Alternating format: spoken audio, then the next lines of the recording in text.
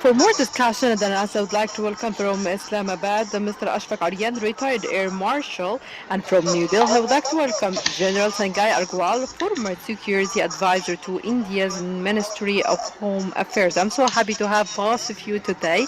I would like to start with Marshal Ashfaque. The question for you, Mr. Marshal Ashfaque. On the security in the borders between India and Pakistan, both have exchanged fires in the last days after Pahalgam attack. So, Marshal Ashfaq, from the military point of view, how do you describe the situation and what is your expectation for the upcoming months in this conflict? Okay, actually, the Pahalgam attack, it's very unfortunate incident where a lot of lives were lost. But Pakistan has been always suggesting for an independent inquiry and providing any support wherever it is required. The Indian government has not responded to the request on the independent inquiry, nor they have been able to give any proof to Pakistan or to any other diplomatic community. So, at this point, it seems that the Indian government itself has gotten into its own trap, whereby it created a media hype, and that caused a war hysteria in the nation. And now they have no choice but to either act or look weak. And looking weak in the face of upcoming elections in Bihar, I think that would not be good for the Indian BJP government at this time. So Pakistan had nothing to do with this attack, and this was well inside Indian territories, inside the Indian occupied Kashmir, well away, hundreds of kilometers away from the line of control. So it's primarily a security lapse, and then there was no reaction from the security forces in all that while they have not been able to catch any of the culprits or the killers. So a lot of responsibility lies on the Indian government.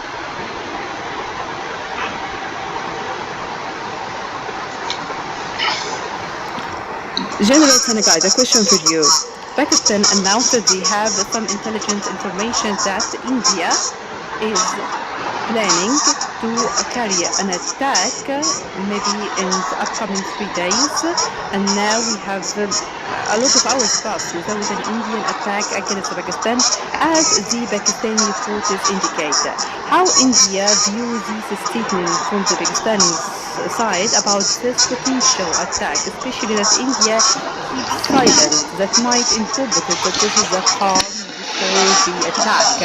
What is the seriousty of this Indian attack that might happen against Pakistan? Will it be limited as it happened in 2019, or this will happen in more borders states? Thank you, Salma, for interpreting for us. And thank you, the anchor Mona. And good evening to my co-panelist, Air Marshal Ashfaque Arain, retired. And dear viewers, it is indeed a pleasure to be sharing our views, both sides of the divide, with our friends in Egypt. So the question, why India has remained silent? There is an old adage, speech is silver, but silence is golden. In military types of operations, the maintenance of surprise is of paramount importance, and surprise of when, where, and how what action will be initiated, that has to be maintained. And I'm sure that you remember your own president, ladies and gentlemen. His Excellency President Anwar Sadat had achieved total surprise in the 1973 Ramadan war against Israel. Total surprise when they went into the Sinai. So patience pays. For India, let me give you an example from India of 1971. The Prime Minister of India then, Mrs. Indira Gandhi, wanted to go in for operations against Pakistan as early as March 1971. But the then Indian Army Chief, later Field Marshal Manekshaw, got her to agree to delay. delayed till December 1971, which means a delay of 8-9 months. Why? Only to ensure total success, which India got. And the viewers may remember that militarily India took the surrender of 93,000 Pakistani soldiers, prisoners of war, which after the World War II is a record and likely never ever to be broken again. And politically and geopolitically too, Pakistan got fractured and a new country, Bangladesh, was created. So patience pays. You will also remember, when we are talking of being silent, you will remember that a threat in being is a bigger threat than a threat actually executed. The fear of the unknown, of what might happen, that fear itself has outcomes sometimes bigger than the outcomes of the actual action. So India will launch at a time and place of its own choice. And on this massacre of tourists, pardon me, massacre after religious profiling done on ground and only Hindu tourists.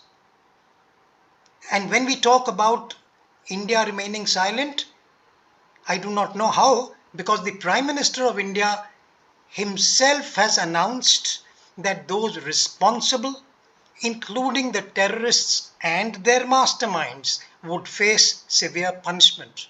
And that is a very clear statement of intent. Why would India want to preempt itself by saying anything more? And of course, actions speak louder than words. And ladies and gentlemen, actions will come. Thank you.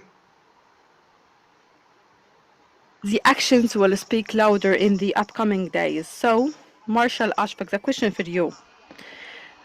When the general says that when, how, all these questions India will answer in the upcoming days, and these are some steps would be taken by India that would determine, India will determine the right time to answer this question. Marshal Ashfaque, the question for you, Marshal Ashfaque, it's known that one of the most strongest armies around the world, India came in the fourth place, while Pakistan came in the 12th place. And of course, the difference between the Indian and Pakistani armies is clear for everyone. What to what extent the Pakistani army is ready to face such a war in this critical time? And also what is related to its military capabilities of Pakistan, and also the economic situation in Pakistan that we will discuss later regarding the suspension of the water agreement and so on. Okay, thank you. I think I would agree with my co-panelists that surprise is the most important thing. But then the surprise could be from the other side as well. I would just want to clarify here on the 1971, it was more of an internal problem within the Pakistan, the two sides, and that is what helped the Indian military achieve what they could. Otherwise, that would have not been possible. Now coming to the Indian stance of taking an action and the Indian Prime Minister announcing taking an action, that they have been announcing in multiple times. But we know what they did in Balakot, and that was also a surprise they tried to achieve. But in the end, they were themselves surprised when they lost 2 aircraft and one of their pilots was captured. And in that fog of war and in confusion on the Indian side, they shot down one of their own helicopters, killing 5 people. So that is as far as the surprise is concerned. The Pakistani side, the 3 armed forces, especially the Air Force, they are ready to respond to any... But sir, sorry for interruption, Mr. Ashfaque. Mr. Interruption. The Indian army is actually ready to face some major powers as China, for example.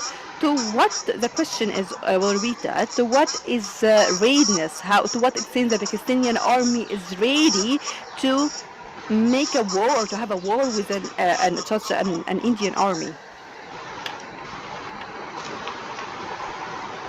Okay, let me clarify. The Indian Army's readiness to face NATO or the Chinese, that is what we saw in Galwan in 2020, that how the Chinese army acted and what was the result. So I would not agree to that point that the Indian army is ready to take on the NATO or the Chinese side. That is one point. Here, I would talk of the three armed forces, the Pakistan Air Force, the Pakistan Navy, and the Army. All three, in their own domains, are responsible and they are ready to defend as well as to counteract whatever action is taken.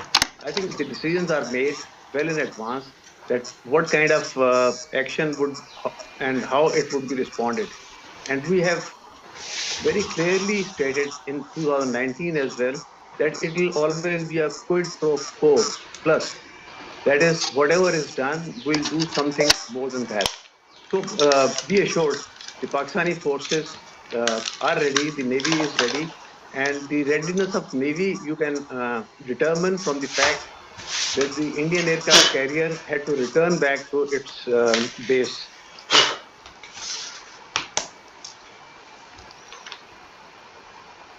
I mean, so General Sanagai, this was the Marshal Ashfaque response, May I General. respond Your very question, briefly to Sanagai. what my You, esteemed you want to you co-panelists want have to you said? want to comment, and I will give you the chance to start now. So, my co-panelist said the Pakistan army is ready. Okay? There is no ammunition with the Pakistan army beyond 3 days of intense rates of firing. There is no aviation fuel with the Pakistan Air Force beyond 6 days of functioning. The country is in deep financial debt, economic turbulence, major violent security situation in Balochistan, Khyber Pakhtunkhwa, Gilgit and Baltistan. There are major political fault lines ever widening, and my esteemed co-panelist said Pakistan is ready for war. I quite agree with them. This may be their normal state of war readiness. I leave it for the viewers to decide further.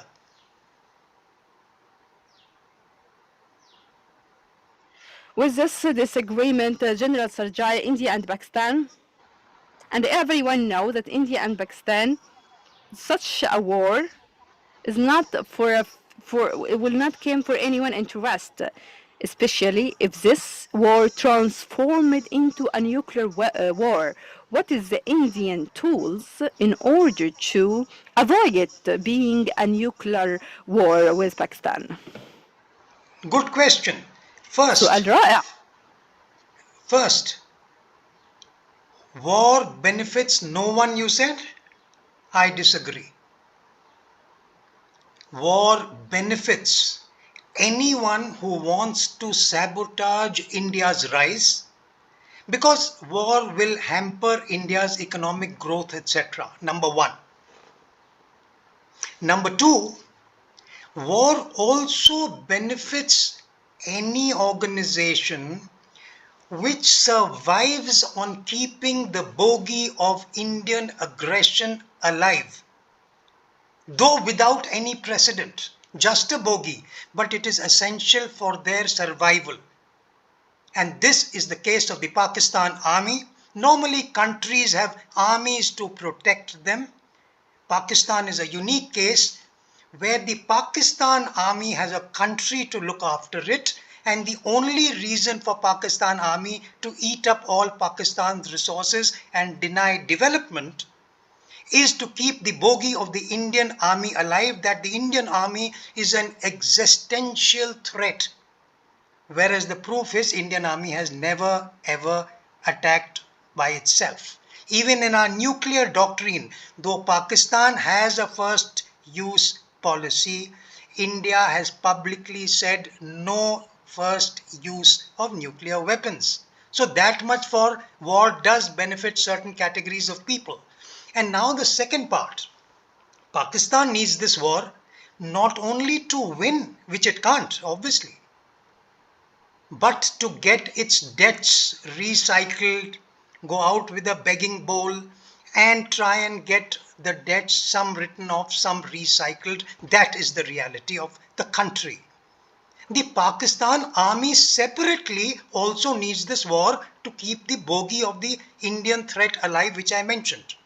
Third, the Pakistan Army Chief General Asim Munir separately also needs this war to divert attention from himself and the misdeeds of his own army. You would remember that he has got himself an extension of tenure, which is nothing new in Pakistan.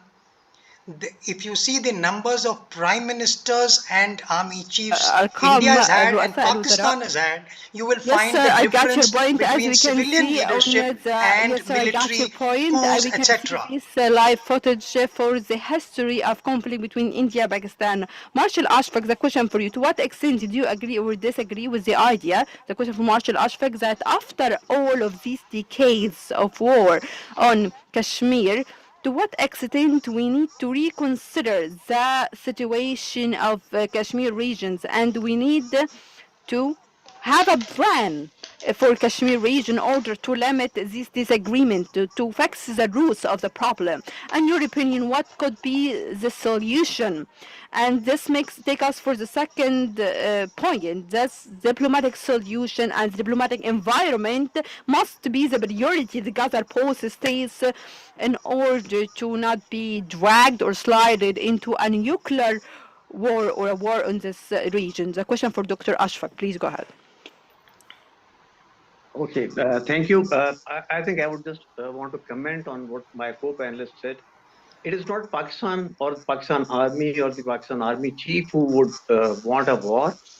The war hysteria originates from India, and Pakistan has till now been saying that let's have a neutral inquiry and let's find out the facts. And why go to war? So it's not Pakistan which is wanting to go to war. It is the Indian government, and they have an interest in Bihar elections. The BJP government is already on a decline in their popularity in the country. So I think blaming Pakistan wouldn't help much, because everything is evident. So Pakistan doesn't want to go to war. As far as the comment on the nuclear, yes, India has a no first use, but then they keep it ambiguous and keep it changing and keep giving different statements. Still, I don't think anybody relies on their no first use policy. As far as the Kashmir is concerned, Pakistan has a very valid point and a very valid argument for all these years, that there are so many UN resolutions. The Kashmir problem should be resolved according to the UN resolutions and the aspirations of the Kashmiri people, which India would not want to do. They neither India very much wants to do it. Please go to history. Let us, as military professionals, not distort history of the Indian people in Kashmir.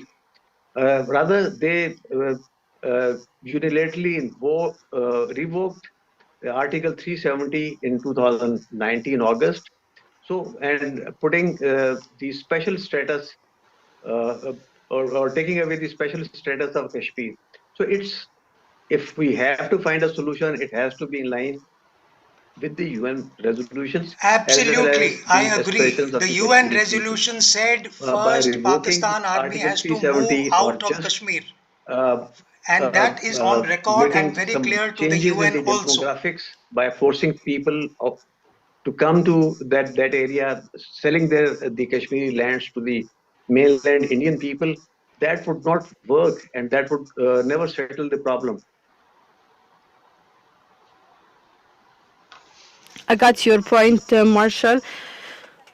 General Sanjay, please quickly, in 24th of April, President Trump stated, let's leave India and Pakistan to solve their problem together in a bilateral way. To what extent do you think there is a possibility and a chance for the diplomatic and dialogue to take place between the India and Pakistan? Especially there are allies for each state.